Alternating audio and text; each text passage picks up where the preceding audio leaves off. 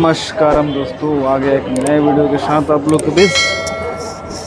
Video last तक देखना और चैनल पर नए होंगे तो चैनल को सब्सक्राइब कर लेना, बेल आइकन को प्रेस कर लेना, जिससे आने वाले नए वीडियो के बारे में आपको पता चल सके। कई होली का शुरुआत हो गया भोजपुरी इंडस्ट्री में और प्रमोद प्रेमी यादव का पहला गाना है जो रिलीज हो गया प्रमोद प्रेमी एंटरटेनमेंट से, होली में नमस्ते। बहुत ही फनी गाना है, बहुत ही ज़बरदस्त गाना है। आप देखोगे तो हंसी आएगा आपको।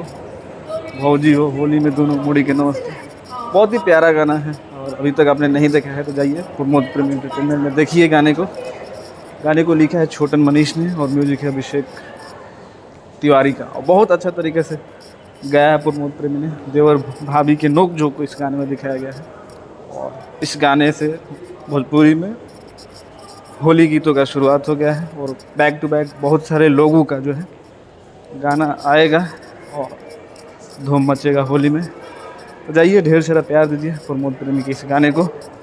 बाकी चैनल पे पहली बार आए होंगे तो आप लोग चैनल को सब्सक्राइब कर लेना। मिलते हैं अगले वीडियो में, तब तक अपने भाई को दो इजाज़त। जय जय है ना, पीछे आप लोग देख सकते हैं शेष की पूरी टीम खड़ी है।